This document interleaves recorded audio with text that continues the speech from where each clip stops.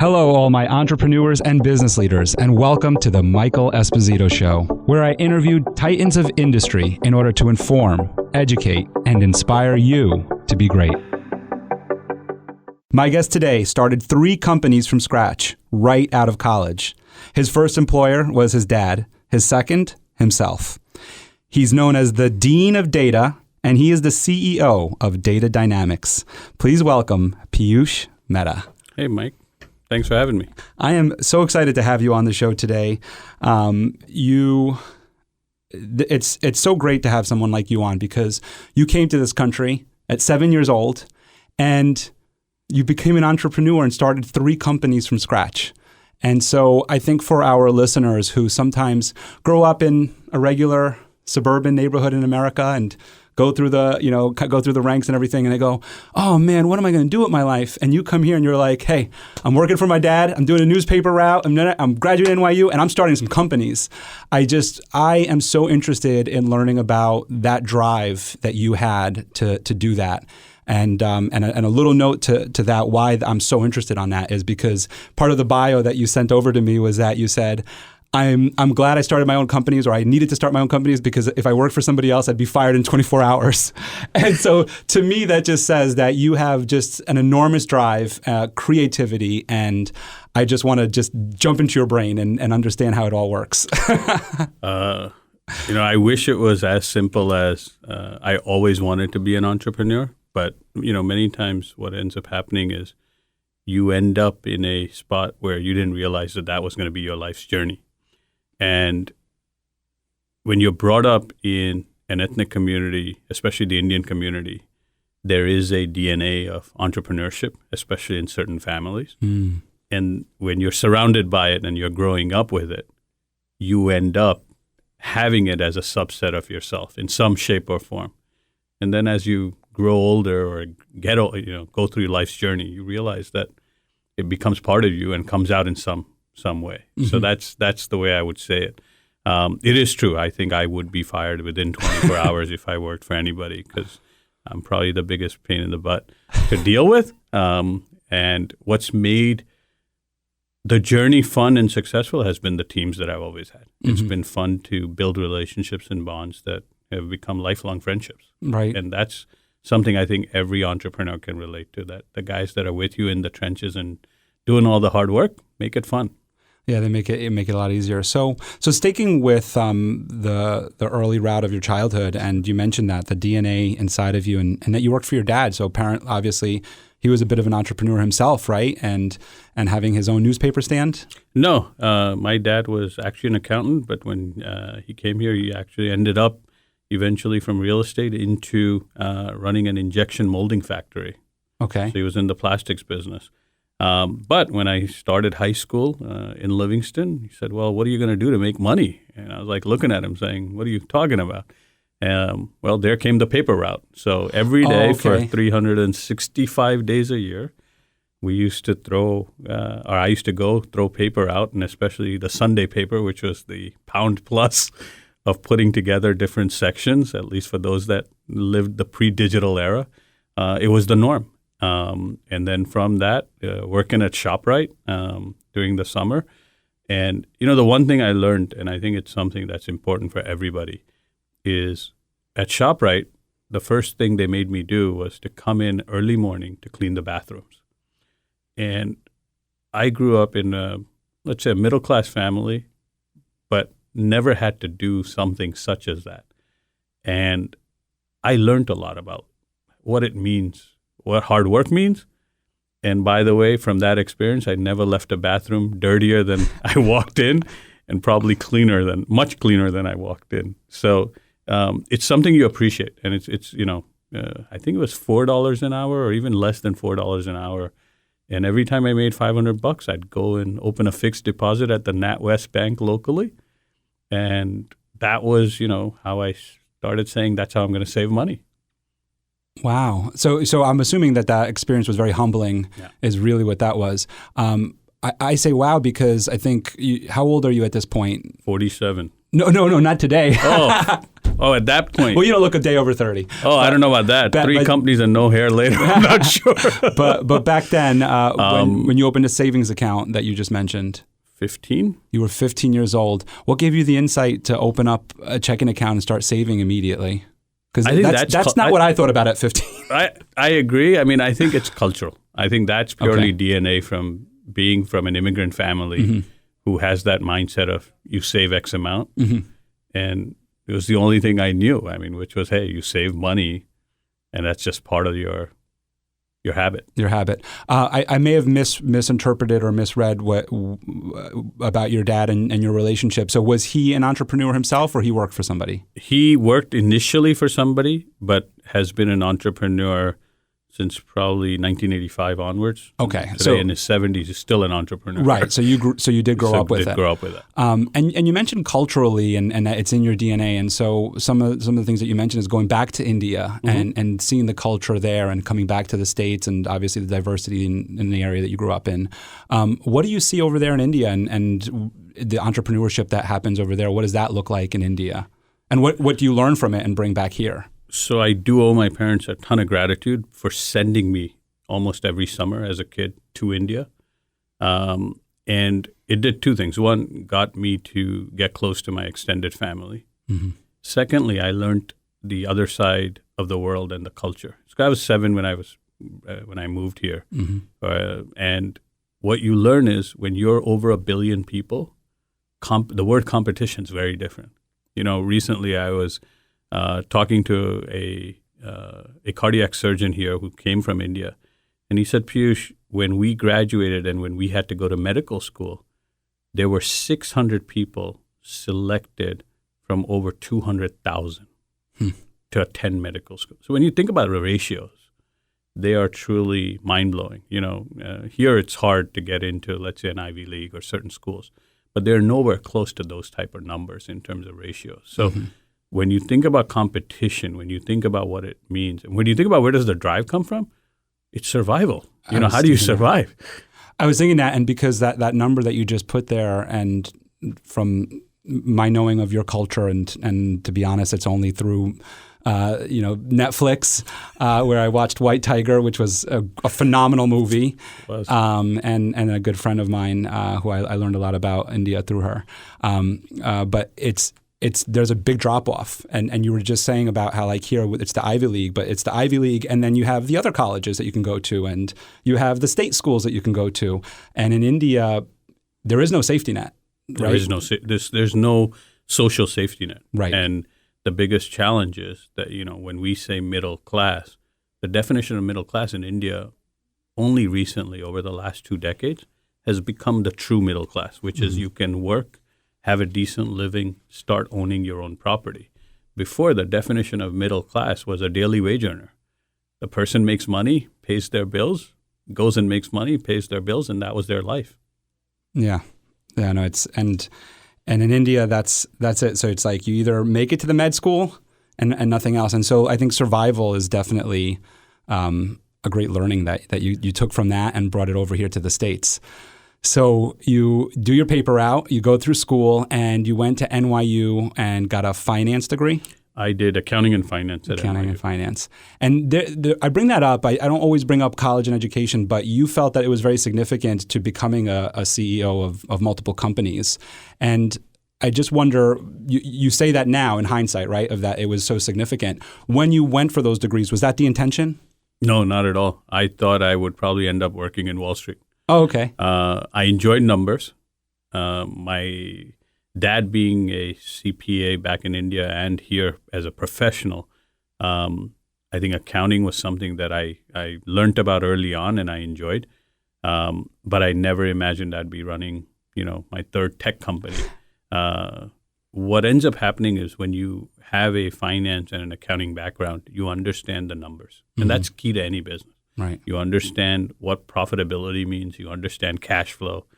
And those are key to any business, regardless of what you're doing. You could run a local convenience store, and you got to know what it costs to get goods in and what it costs to sell them and pay your lights and electric and everything else. And it's the same thing in any business. So if you have your fundamentals right from an accounting finance standpoint, you can almost do any trade. When we were talking earlier off mic, we were just talking about entrepreneurship in the United States and or anywhere globally, but just the idea, the concept of becoming an entrepreneur and how so many think that they want to be entrepreneurs but don't necessarily understand what it takes. And you just mentioned the fundamentals. I'm just wondering if maybe you can elaborate a little bit further into the fundamentals of what you just kind of stated there of understanding the numbers and understanding. I'm sure there's a lot more to it. I think entrepreneurship is not for everyone, but it is a great path if you have perseverance, if you have passion in what you want to do. Don't do it for the money. Mm-hmm. It's the one comment I'd make to everybody. I think successful entrepreneurs will always tell you that they didn't do it for the money. The money was the result of the hard work and the passion. And I think shows like Shark Tank are great to encourage creativity and positive thought process of saying, come up with something. But also be careful in the sense that, 1 in 1,000 are actually, or 1 in probably more than 1,000, are the ones that are really going to succeed and get to that multi-million-dollar mark. Most companies struggle, and most companies struggle for a variety of reasons, some of which within their control, some without. And you have to have two key things. You have to have passion for what you do, because if you have passion, you'll have perseverance. And you have to have tremendously strong will to want to do it, because that perseverance is going to get you through a lot of the low points. Mm-hmm. Low points will happen. Every single business will go through hell and back, and many times in the same day or the same week. And if you don't have the mindset to say, no matter what, I am going to make it, you won't be successful. But balancing that with realism, I think the other side is be realistic. Many times you get enamored by your passion, but fail to realize that can that turn into profitability? And that's where the numbers matter. Take a look and see that, hey, if it's costing me $2 and I'm selling it for $1, no matter what my passion is, can't survive. Right, no matter how passionate I am. Correct. I mean, that's not going to work. So sometimes you have to kind of bring practicality. I think every time, you have to bring practicality into the equation. But at the same time, you have to enjoy what you do. If you enjoy what you do, success will be a byproduct. Yeah, I like that. What you said too is that it can't be the money can't be the driving force. And so many entrepreneurs that I've had come in here and leaders, CEOs of different companies have all shared their stories of trying to make payroll. And I've heard the stories through, we've talked about some books that we've read, same thing of trying to make payroll and not being, so if money is the catalyst, you're not going to make it through the next day. 100%. So you have to definitely have that passion. So it kind of leads me into then, so now you graduate NYU and you start a tech company from scratch. What leads to that kind of passionate idea? So prior to that, while I was at NYU, I was working for my dad running his injection molding factory and blister packing and packaging. And it was truly a humbling experience because you get to see what it takes to load a 53-foot container, driving the high-low, loading boxes, every single aspect of manufacturing. So you're doing manual labor true while you're manual working for labor. him. I mean, literally coming home with black and blue ink marks all over. But I learned a lot. We had a factory that was running 24/7, which means you could get a call in the middle of the night. Oh, we ran out of this.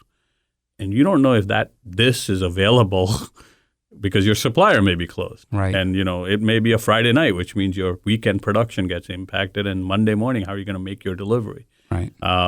So you learn a lot about planning. You learn a lot about inventory management. Mm-hmm.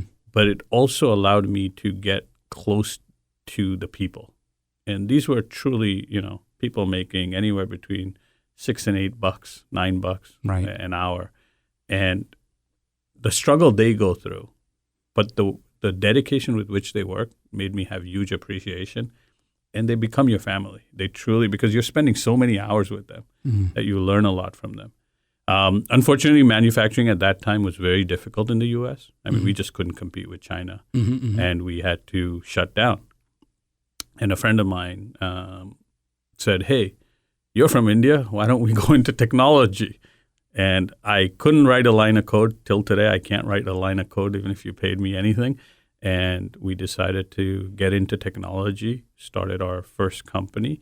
And in that company, I soon learned that the manufacturing side made me appreciate creating something. So I didn't enjoy the, hey, let me provide people or let me provide just a service.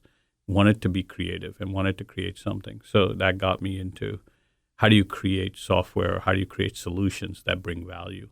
So that's how the first tech company started. Went through a ton of ups and downs, and eventually exited my share to a private investment group out of India.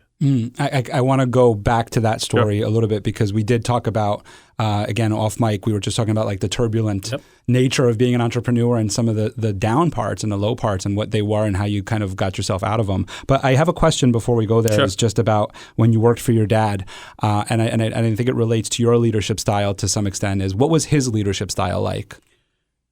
The toughest boss I think I'll ever meet, and I'm surprised I didn't get fired in 24 hours. High expectations. Very high expectations.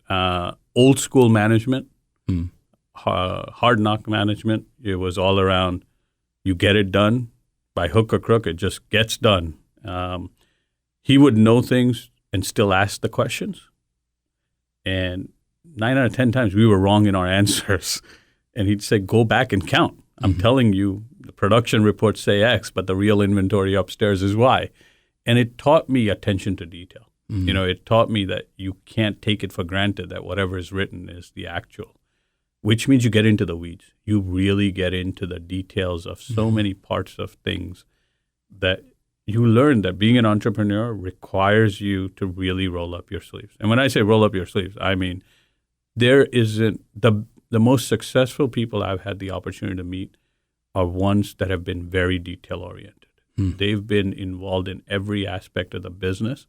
And you may call it micromanaging, but it's something that's a must, at least the initial phases. You bring in smart people, but by the time you bring in smart people, you hopefully have the money to pay for it. And till then, the management's all you. I mean, you're the CFO, you're the CEO, you're the VP of production, you're the any and everything that you want to put a title to. Right. So which means you got to know your business and you got to know it to the point that nobody can make a fool out of you. That speaks like volumes to me because of some businesses and people that I'm working with or that I see out there and not wanting entrepreneurs just in general, just speaking in general, of understanding that they need to be able to play every role in the job. They can't just kind of say, well, I like the kind of business that it is, and I like the structure and everything, but I don't want to do that, and I'll just hire somebody to do that. I think that there's a good time, and you please, your expertise is really what I'm looking for here. I think that there's a good time to hire somebody, but it's not because you don't want to do the work. It's more because like you don't have time anymore to do the work, right? It's a scaling question, and there comes an opportunity cost of saying, A, I have the free cash flow to pay for them. B, I can find the talented individual who also is willing to roll up their sleeves. There's also a false narrative that you can bring somebody on because they had a title at another place, and that'll allow them to be just as successful in your business. Most entrepreneurs fall for the trap of bringing somebody on because they had a VP title at the other place or they were CFO at another place, and they're going to be able to manage your finances. Reality is, each business is different. You need people who have a grassroots understanding and are willing to roll up the sleeves themselves. Do they fit in culturally? Are they willing to do everything you're doing in their position and in their roles and do it with the same level of passion? And if they are committed, you found the right individuals. You also have to make sure it's not too early and not too late. That's the balancing act. If it's too early, you're going to struggle with cash because you're going to have to pay for these high salaries and you may not be able to afford them.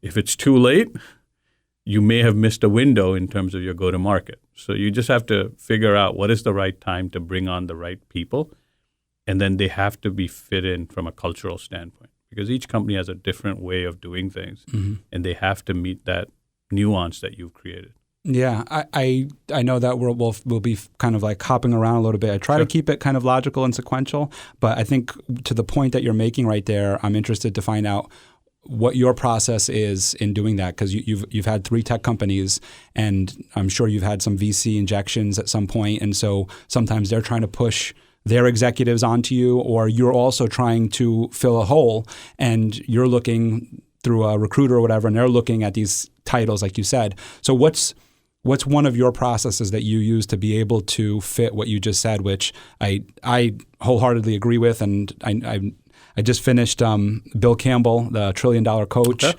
and the How Google Works books, and learning about them, and they put that at the top of their priorities, what you just mentioned there. So I'm interested to hear, what is your philosophy behind hiring and bringing somebody in to fill that hole for you?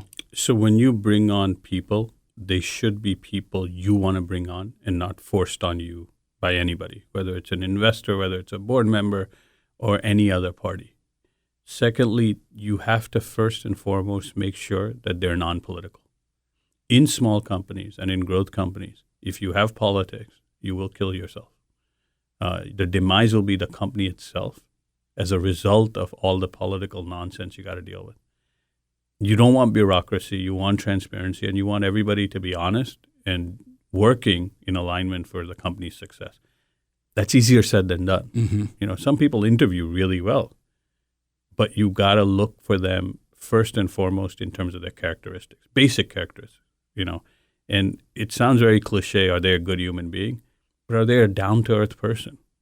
Do they have an ego? Because if they have an ego, that's going to lead to politics.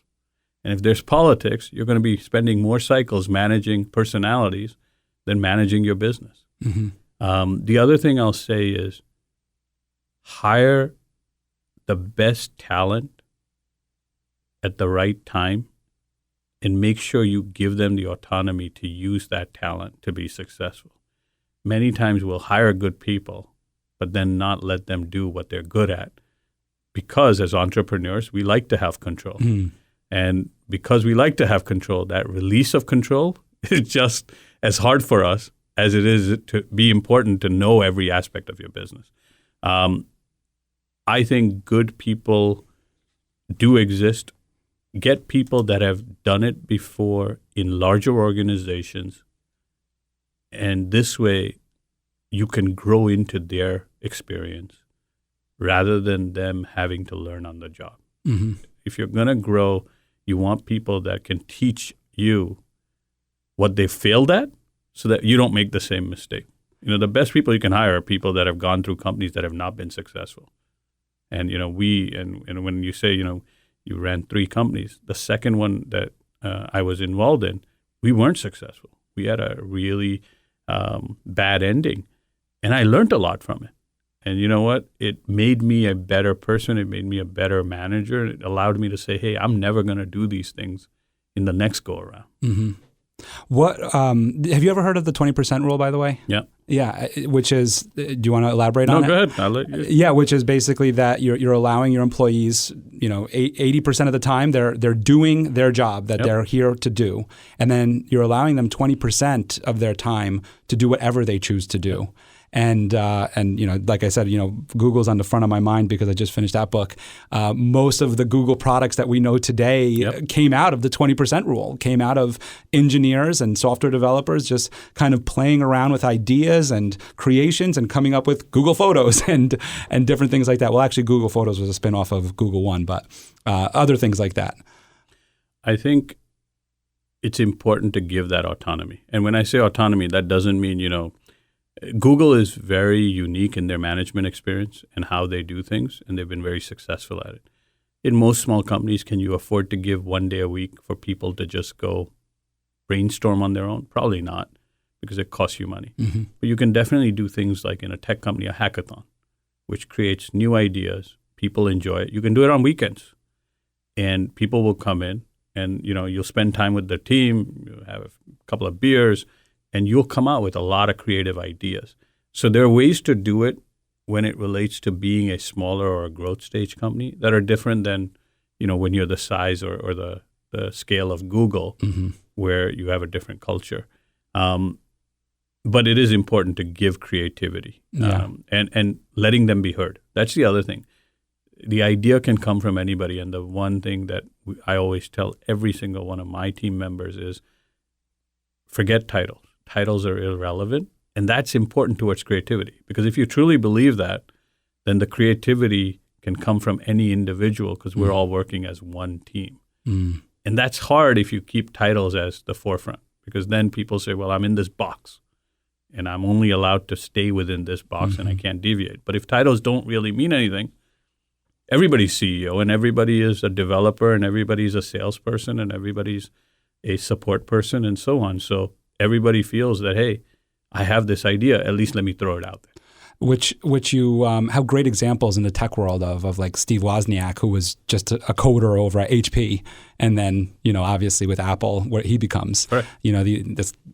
Imagine if HP saw in him what Steve Jobs saw in him, and whatever their culture was, I don't know, I'm not familiar with, but I can give you one example. In this current company at Data Dynamics, we hired a lady who had gone on maternity leave and wanted to come back into the workforce.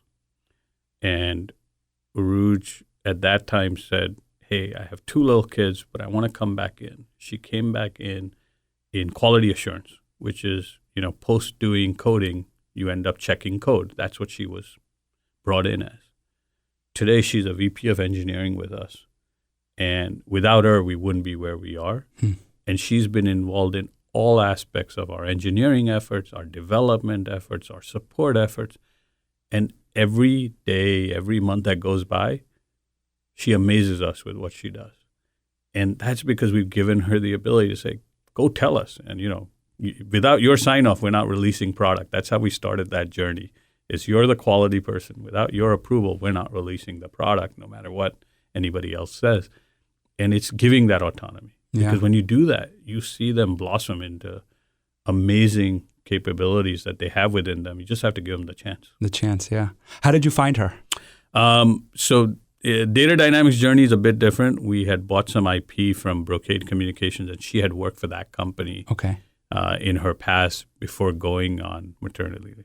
Okay, so she was part of an acquisition? She wasn't part of the acquisition. We went back. Once we bought the IP, in this, when we started this journey, there weren't any employees. So we had to kind of put the band back together of people that wrote that initial code. And she was one of the people that we kind of headhunted and said, oh, would you like to come back into this? And she's like, well, I just, had 2 young kids. I want to get back into the workforce. And that's how we met her in Brooklyn. I know that there's no crystal ball and there's no set rule of seeing something, but was there something in particular that you saw in her resume that you said you headhunted her for the role?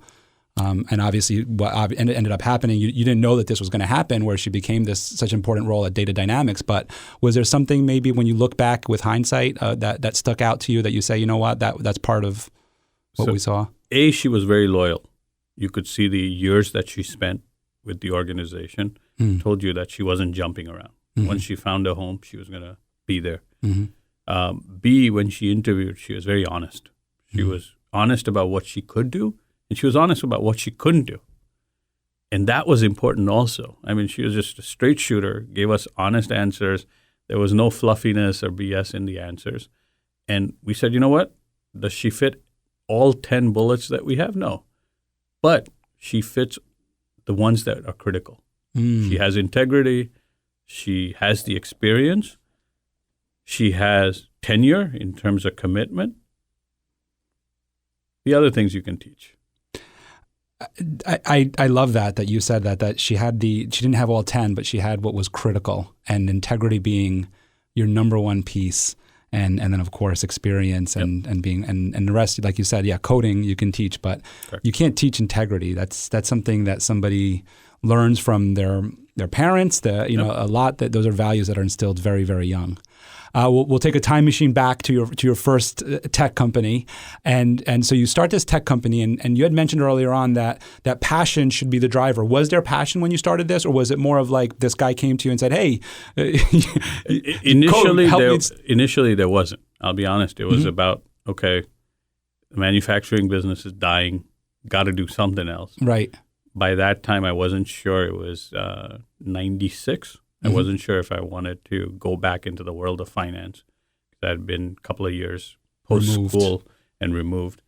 And initially, it wasn't interesting bringing people from India on H-1s and providing them as a service to large companies.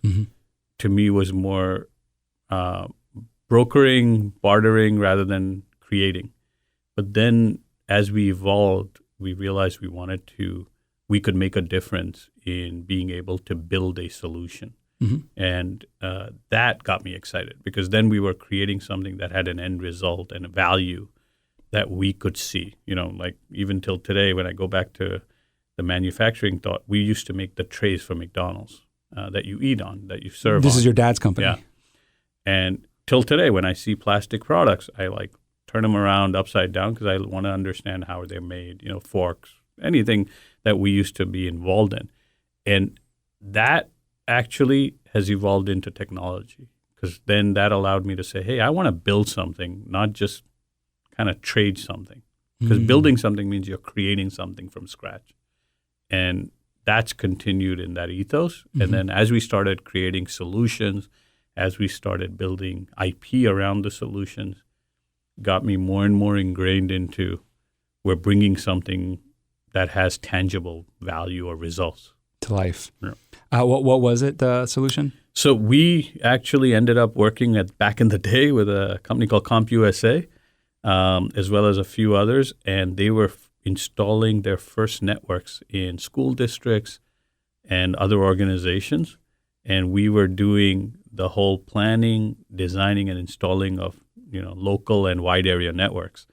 And that involved everything from understanding the building, the schema, where can you run wires, where do you hook up the routers and the cables. And then from that, we evolved into building out the conversion from NT to 2000 and upgrading applications. So built another IP-based product for that. So it really evolved from bringing people on to something that was truly fun. It kind of sounds, it sounds like you were kind of like building the airplane while flying it kind of thing in that first scenario. I have one quick question, which is, did you always have creativity? That's such a dumb question. What I mean is did you find yourself doing very out of the box thinking when you were a kid, like drawing or art? Were there creative hobbies that you had that? Not at all. Because you speak about creativity a lot. I think that's post-graduation and manufacturing probably invigorated and brought out that creativity. Mm-hmm. I don't think I was artistic at all. I enjoyed sports, but there wasn't this, oh my God, I'm an out-of-box thinker and I could put a Lego or a puzzle piece together and that's what I enjoyed doing. No, that's not true. And so I guess maybe where my question is going is that sometimes we look at creativity and we only look at creativity through an artistic lens. And we say, you're creative because you could sing a song or you write a song or do a beautiful piece of art. But I think when you're talking about creativity in the entrepreneurial sense, it's solution driven. It's coming up with different ideas on how to solve a problem, which I guess kind of goes to your finance background as well, I would assume. Yeah, it's both, right? One is technology in and of itself is useless unless there is a business merit, meaning there has to be value. And if you can't create value, it has no meaning. You won't commercialize it. So there is a balance that you have to have, which is the business side. Creativity to me is beyond. So the artistic world actually can bring a lot of value into how you think about creativity. But creativity could be somebody saying, hey, this is a problem and I want to figure out how to solve that problem. Or I have an idea of how to solve that problem. And then it's a question of, can you commercialize it? Can you take it? Can you fund it? Can you take it to market? How long will it take? And can you create profitability out of it? Right. If you can answer those questions, you have an opportunity. Now you have a business.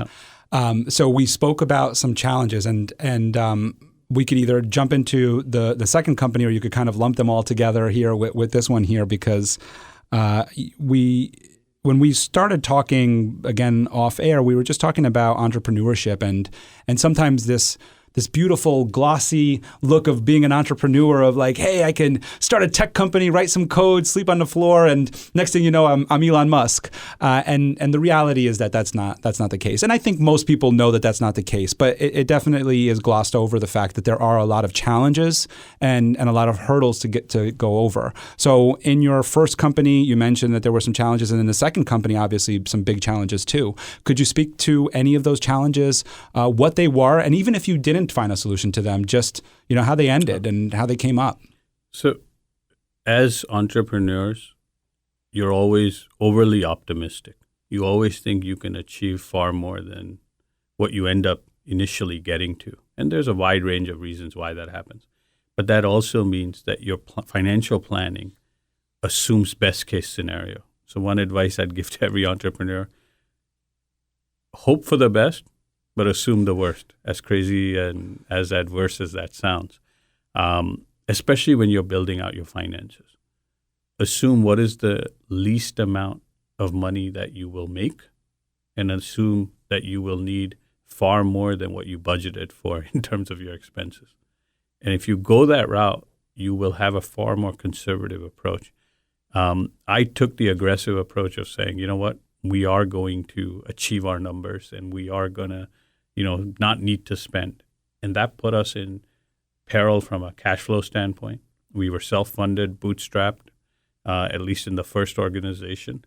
And it made us go through hell. Payroll was a struggle at times, and payroll's the cardinal sin in tech companies or in any company, that you want to make sure your employees are paid on time. And when cash flow becomes an issue, most entrepreneurs end up spending, the 80-20 rule in that is you end up spending 80% of your time on cash flow and figuring out where you're going to juggle and borrow from John to play Paul. And if that becomes the focus, you end up losing the valuable time and the opportunity to focus on your business. So make sure that you have the right finances in order. I would say that's number one. That's something that I learned from the first organization. And then in the second one, we brought on a venture firm. Make sure you bring on the right partner. It's great to raise money. Raising money from the right company is important, and having the right partner from that company on your journey with you is important, because they truly do have a seat at the table. Mm-hmm. And making sure you're aligned in your vision, in your planning, in what your expectations are all important. I hear more and more accolades for companies that raised their round C, D, E, even F. That's actually, I'm not sure, a good thing for two reasons. One, the more money you raise, there is always dilution. So keep that in mind. It sounds great that you raise money, but you're giving up something, whether it's equity, control, usually both in some sense. Mm-hmm. Secondly, it pays to build a company in the old world way, which is build for profitability. There is a logic in today's tech world that if you build and spend, don't worry about profitability, because eventually the growth will outweigh the cost and you will get to profitability. Mm-hmm.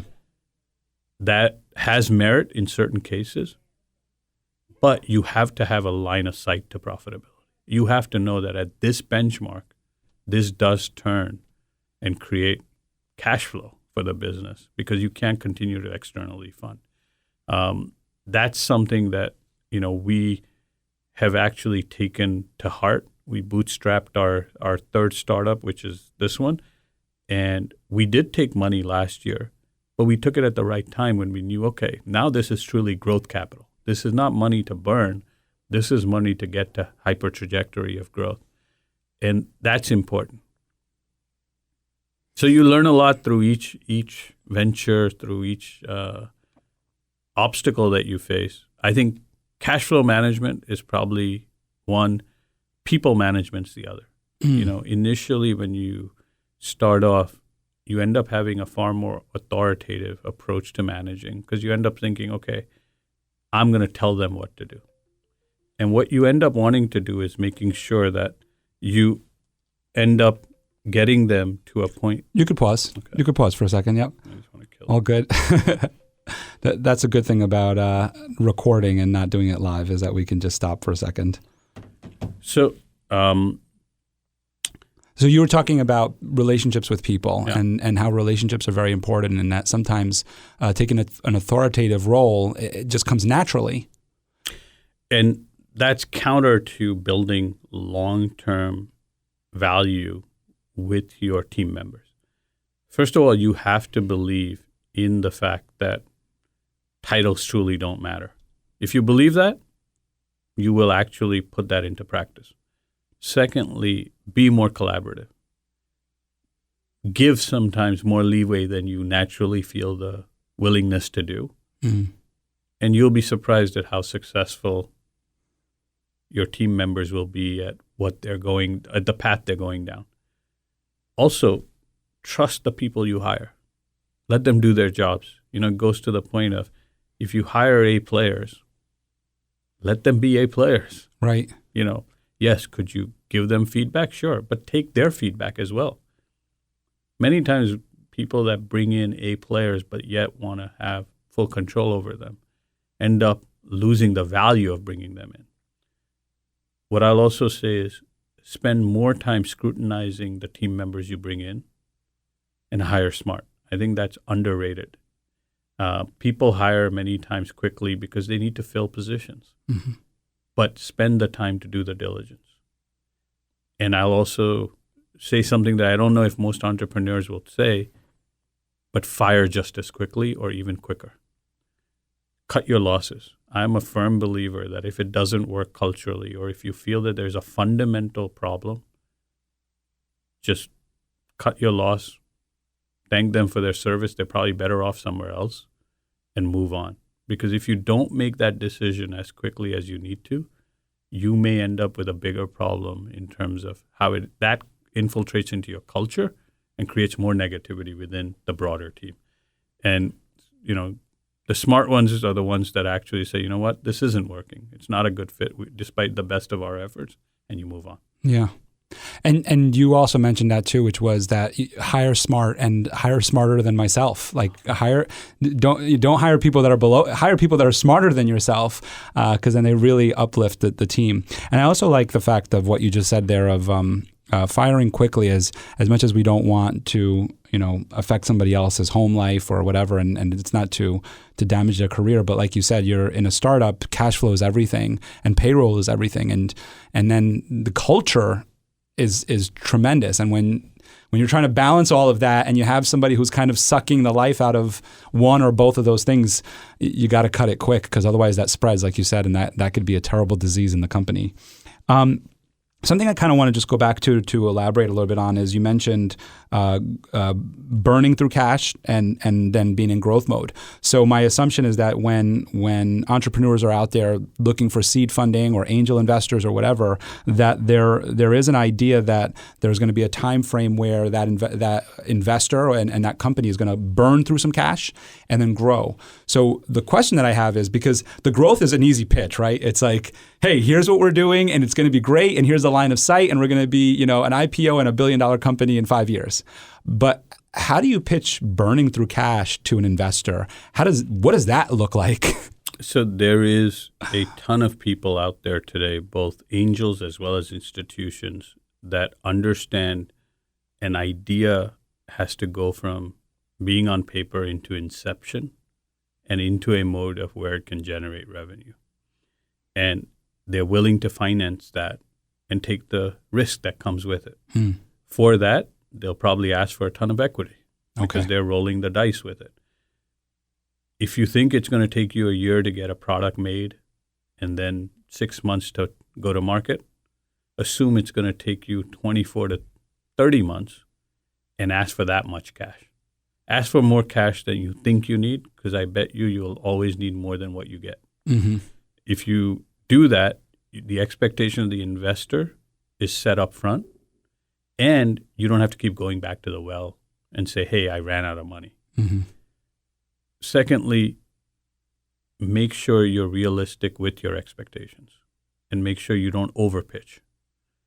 Oh my God, this idea is going to turn into $1 gazillion within a matter of 12 months. Is that realistic? Is that feasible? Is it practical? What are all the hurdles? Consider everything, so that when you pitch to investors, if you pitch to them being honest about the struggles you know you may face, 9 out of 10 times they know that struggle and they're expecting to hear it from you, because that shows you're being honest about what you think you're going to have as a challenge ahead of you. If everything's, rosy in your pitch, they know you're not realist. And if you're not realist, how are you practically going to deal with this? Mm-hmm. The other thing I would also say is be as transparent as you can possibly be about every aspect of your business, not just upfront, but through the journey. One of the things I do is I always make sure I keep our investors updated. I keep our board members updated, not just through our formal meetings, a phone call, a coffee, a dinner. And many times you just give them an update and tell them, these are good things going on. And by the way, these are bad things going on that I'm trying to figure out how to solve. And if they're the right partners, they'll end up actually giving you guidance. And this goes to your point of, not only do you hire smart, you partner smart. You partner with people that, maybe have been an entrepreneur, maybe are in your field, maybe have the institutional knowledge of how do you drive that initial challenge or whatever challenge you're going through. And that's another person that's taking a seat at the table, not just for pure monetary value, but to give you that mentorship or that guidance that can be invaluable. That's something that came up in a recent show that we just did too about that person at the seat of the table. They're helping you with your business. They're not just, like you said, they're not just there to inject cash or to be the person that you just come to with either the bad news or the good news, but they're also there to help you solve problems. And I think that's very important. And then the other part that I just maybe one or two tips on, and then I want to get into data dynamics with you, is when choosing that partner, because what I understand is that lifespan of that partner could be anywhere from 7 to 10 years. So and I think the easy ones are like, of what are we looking for in that partner is that they might have some industry knowledge, they might have played in an industry, they might have had your role or something like that. But what are maybe some other 2 key items that you think are very important or crucial to partnering with that VC firm or that angel investor or just that person out of college that says, hey, let's start a company together? What's something that you would say, make sure that they might have this attribute to them? First, avoid taking money from family or friends unless you're willing to lose them because the idea may not be successful and you may spoil relationships. Or make sure that they understand that there is huge risk associated. Secondly, if you take money from even external people, make sure they can afford the economic risk of losing it. Many times people want to get into angel funding because they think there's this level of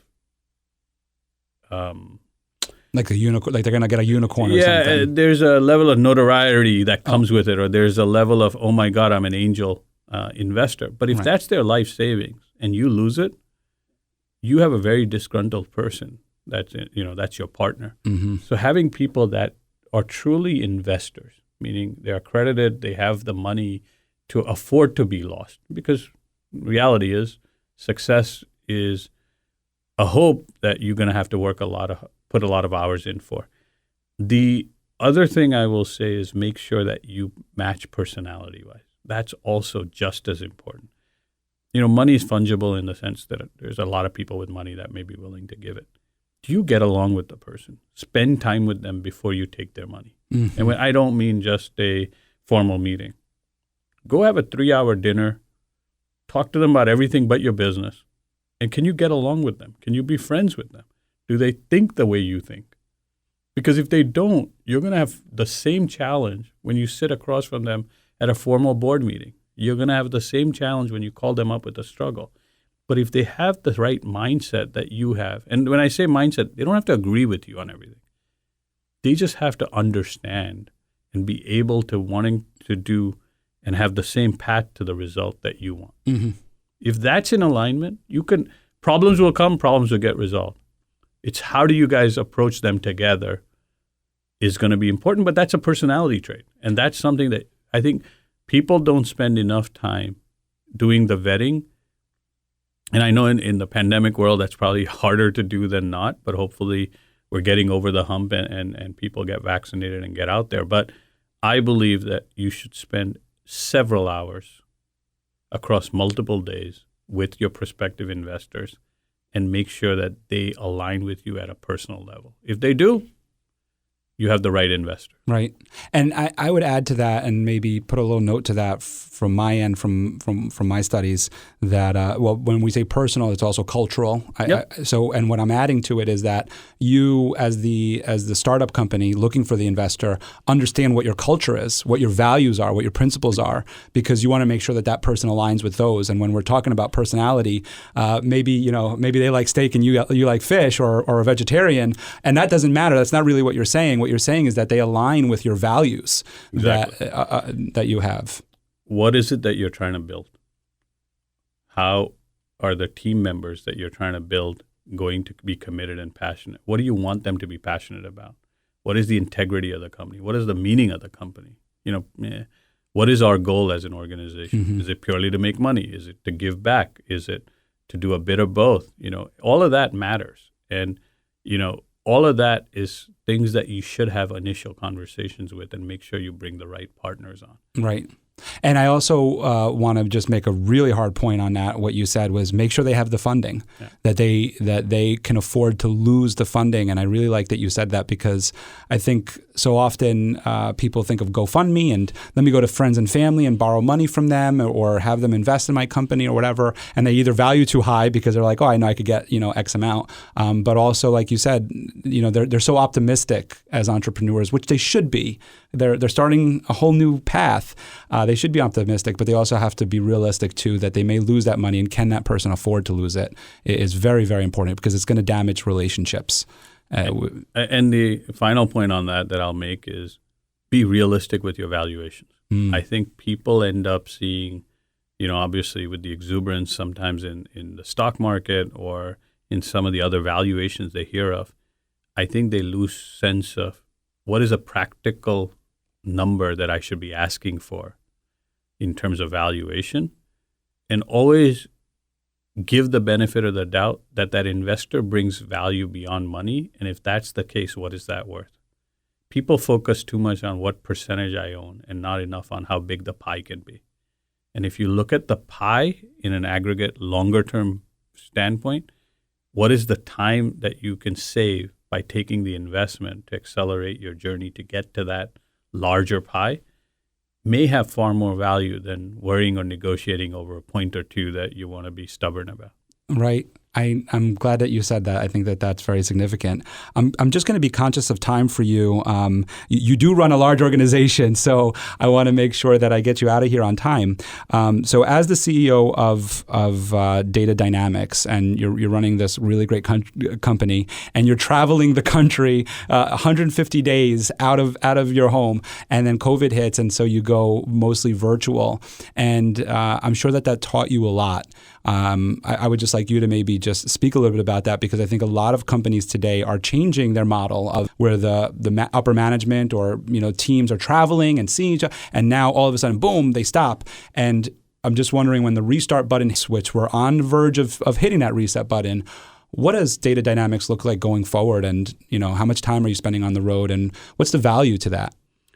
So in 2019, I think I was over 180,000 air miles going across the world, every 4 to 5 weeks to London as one of the stops, to Houston, to our office, to India, where we were just starting to establish presence, and staying over 150 nights in a hotel. Pandemic hits, and all of a sudden I'm sitting in front of my dining room chair and getting on Zoom call after Zoom call, which I think is true for most people that have gone through this. It's taught us a few things. One, we went from 29 people to over 115 people during the pandemic. So we've hired over 70% of our staff during what's considered crisis mode in terms of what we're facing as a world. We've had to be really smart about how we hire, because now all the things you could do in in-person interviews and get to understand body language and whether there'll be a right fit has to be done virtually. That's not easy. We've also been able to kind of pivot ourselves to say, you know what, we've built out a huge hub in India. We actually signed a lease just before the pandemic got in February of last year to get huge office space in India. And that office space has had a max of, I think, 10 people since it's been built out. And it's changed the way we look at office space. And I don't know if we ever go back to 100% 9 to 5, 5 days a week. What you learn is human beings have a phenomenal ability to adopt to changes. We somehow or the other manage to figure it out. Mm-hmm. We do a ton of virtual calls. We make sure we ask the cameras be on because it creates as much interactive nature to it as you can. And we've adopted to our customers now having that expectation as well, which is, hey, we're going to do this virtually. We're not going to be able to meet. Post-pandemic and as things open up, I expect that we'll be in a hybrid mode. We will never go back, at least as Data Dynamics or if what we see our customers, to a 5-day, 9 to 5 desk job. Mm-hmm. We'll have a lot of flexibility in terms of how and when you do come into office. At the same time, we also see a lot of people wanting to go to the office because it's hard and they like the change. They find things very monotonous, having to just get up and sit in the other room and get on calls. They like getting dressed, going to the office, meeting their colleagues, grabbing a coffee.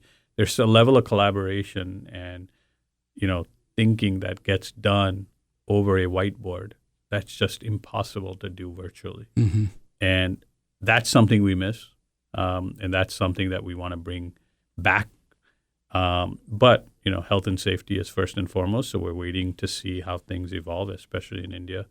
And over time, I'm sure we'll go to a true hybrid model where, maybe 3 times a week you have mm-hmm. to come in, a couple of days is flexible. And I think our customers expect something similar. I don't think the travel will be as much as it was based on what we're seeing. Yeah, I think the same is that, and I see it on my end too, is that a hybrid model makes sense because what happens is that we've learned that through Zoom calls and these virtual meetings, we can actually eliminate some of the little things, the mundane things that like just some quick answers to some problems, get those answers, get that done with before we get into maybe a creative meeting or a meeting that's more solution driven that we need to find and kind of like you said, collaborate on a whiteboard or something. So I think that we'll use the virtual environment to be able to just mm-hmm. communicate some ideas quick. Let's get this done with. Kind of like how text messaging took over, right? Text messaging stopped a lot of phone calls because we're like, hey, where are you? I'm here. Okay, great. And you don't have to have this 10-minute phone call. Something that I do think that we're missing, and I think you touched on it, is I think like the before the meeting and the after the meeting are crucial parts to the meeting. Yep. There's a lot of real talk that happens and some one-on-one while we're waiting for other people to come in or while they're leaving that happens in those little before meetings and after meetings. So I think that those are really important. And that's why I like the idea of the hybrid is that we still communicate on that level. So you mentioned to me that if you sometimes wish that there was a redo button. So right now in this studio, there's a redo button. So if you could redo something completely different in all of your years, at any age, going back all the way back, what would be one thing that you would do differently? And considering this is for business leaders and entrepreneurs, we'll stay along that path for you. But what's something that you would do differently, and how would you have done it differently? I would definitely heed the advice on ask for more capital up front because I think it would have solved a lot of the challenges that we ended up facing over time. And secondly, I would have loved to have some of the team members that we have right now on our journey with us back then because you get to learn that if you hire right and hire smart, they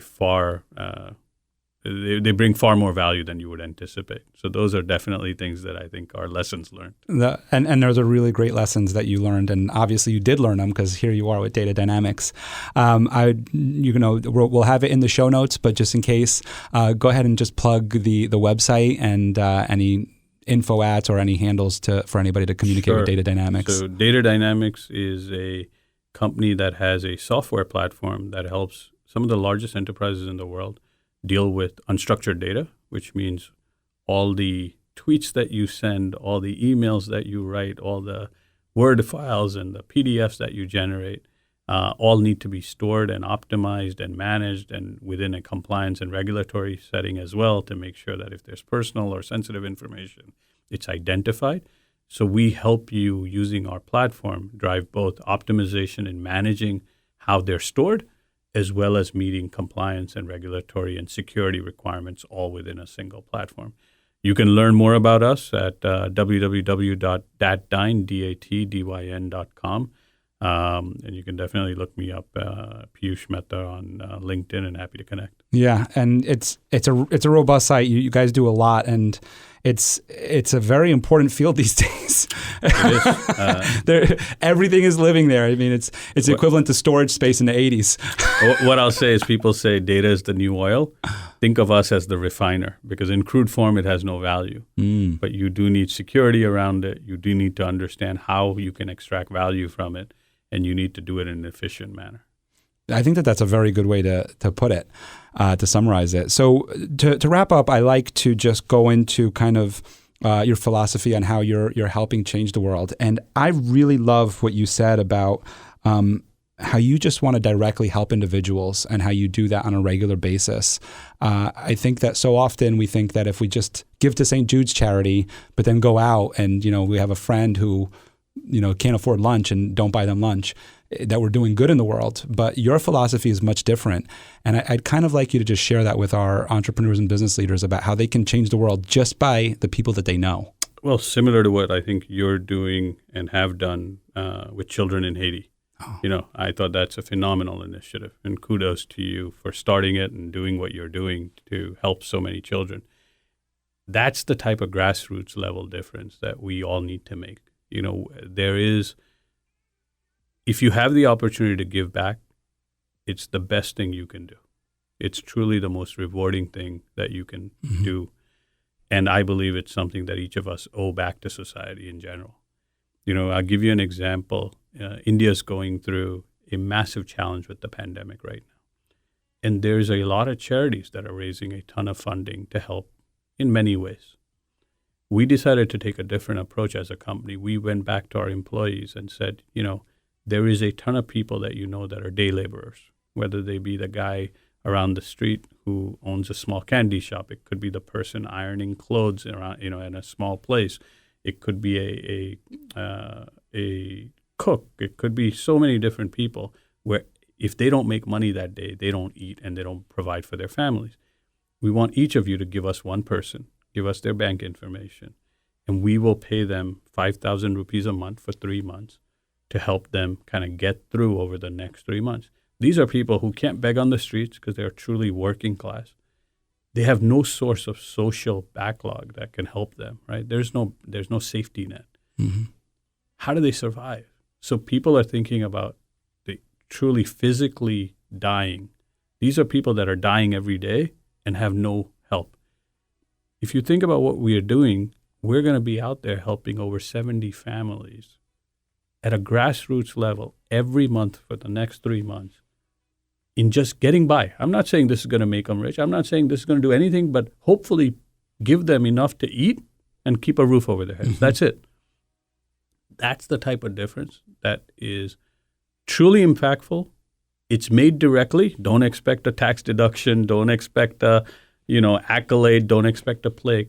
But if you can do that, that's the fun part of being an entrepreneur. Because when you can give back at that level, you truly are making a difference in the lives of not just your team members, but their extended family indirectly and their ecosystem. And that's something I think truly makes us happy, and it's something that we strive to do on an ongoing basis, not just in this case as an example, but it's something that all of us should be looking to do. I think that's wonderful, and it takes the overwhelm out of giving back. It makes it very simple, very easy, and I'm sure that brings such a great cultural dynamic into your company, and they really understand what's important, right. And they see through you, through the founder and the CEO, that you prioritize family and people first. And that's just shown through that right there, and builds a tremendous culture.